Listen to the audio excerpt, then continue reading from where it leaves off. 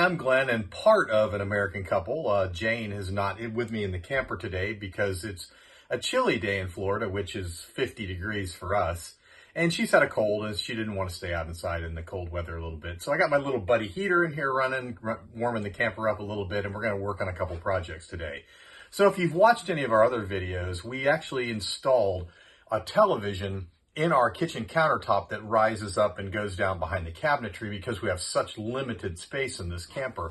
And we couldn't find a TV lift that would fit between the cabinets and the wall without having to move the cabinets off of the wall. So we built our own lift system, and that consists of an actual scissor jack that we found actually at Harbor Freight.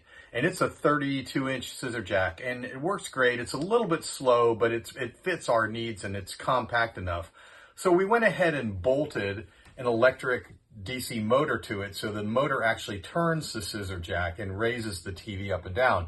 The only issue was when it comes to the top, we had to actually be there to turn it off and then flip the wires around so that the TV then would go back down. So today we're going to build the switching circuit for that. And it's going to basically consist of an electric double pole, double throw switch and a couple very small micro switches that are going to change the direction of that. So I've got a drawing that has basically how the system's going to work. I pulled the wire in the camper ahead of time from one side to the other because we're going to mount this switch in one of our recliners that we actually bought off of Facebook Marketplace. We bought an RV recliner from somebody who was removing one from one of their campers so they could put a baby crib or a cradle actually in there because they haul around a young child with them. So the double recliners were basically brand new. So right now they're sitting in the middle of our bedroom because we have no other place to put them. So we got to get this finished so I can put them back in here and get them out of our bedroom. But that's the project for today. I'm going to show you all the parts and pieces that we have, what the system looks like installed behind the cabinetry, and then we'll get working.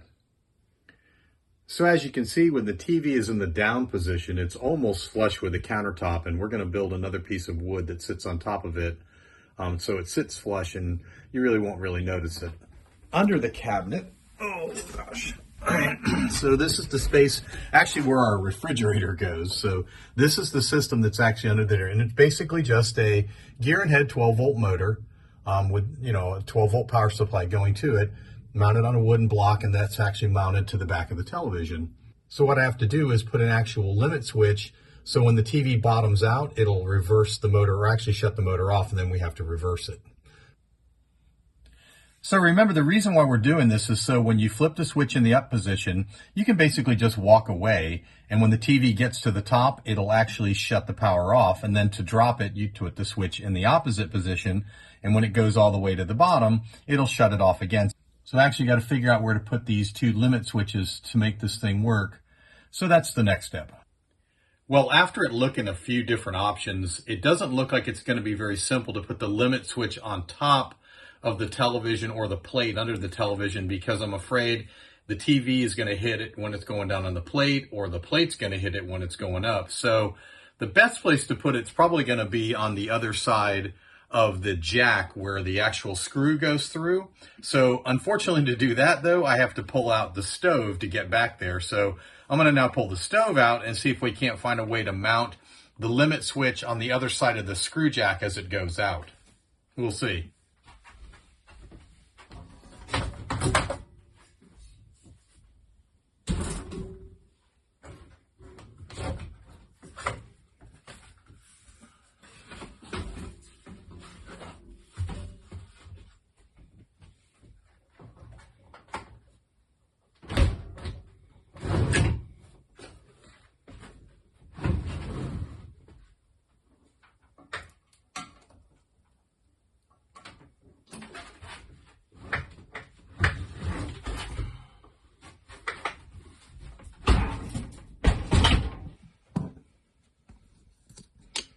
All right, with the stove out, we can see the exposed screw jack here. So now all I have to do is build a plate to come over to put my limit switch right here.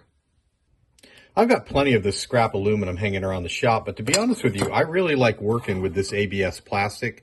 A couple of reasons. It's really easy to cut. It's super lightweight. And for things like making brackets, for things like that, it's a perfect choice.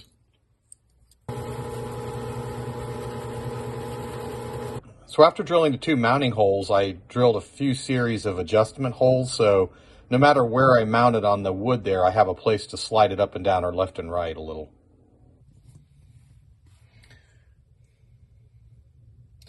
After trying it in a few different positions, this one seems to work the best here. So that's the lower limit. Now we've got to set the upper one.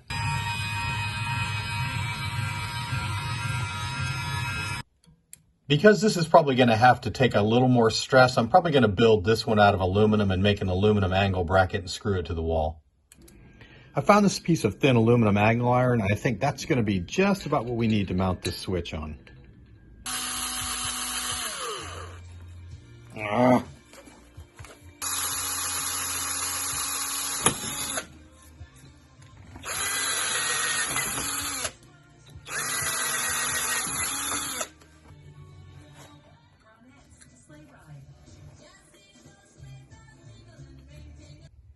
Okay, here's the upper limit switch mounted. As the screw goes out and up, it hits this limit switch, and that's going to reverse the wiring so the motor stops and it only goes down when the switch is turned in the opposite direction.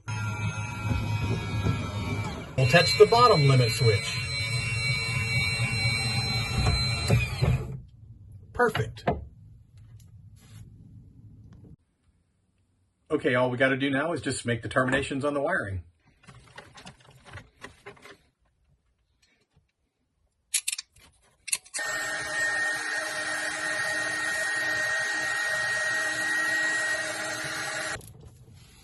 Now that that's all put together, we'll go to the switch side.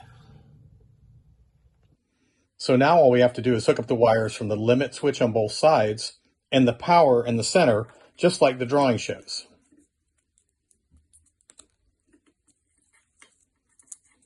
Time for the test.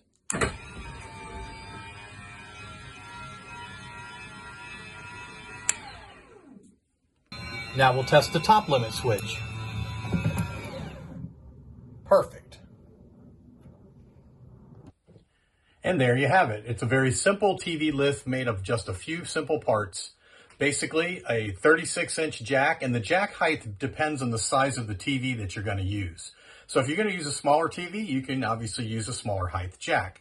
A simple DC motor. Actually, I sourced this one off of Craigslist for 25 bucks. And just some real basic limit switches and a double pole, double throw switch.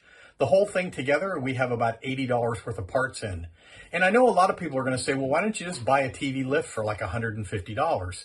Well, we would have gladly have done that, but every one of the ones that we have checked had to have at least 3.5 inches of distance between the back of the cabinet and the wall. We only have 2.25 inches, which was just enough to slide that jack back in there. Anyway, I hope you enjoyed this today, and hopefully this is something that maybe you'll want to try to tackle either at home or in your camper. It's been a great project for us, and hopefully we'll use this a whole lot. Hey, if you like our content, please don't forget to subscribe. There's a button right down there below, or click the notification bell so when we drop the next video, you'll get notified that it's ready to go. So until then, take care. We'll see you on the road.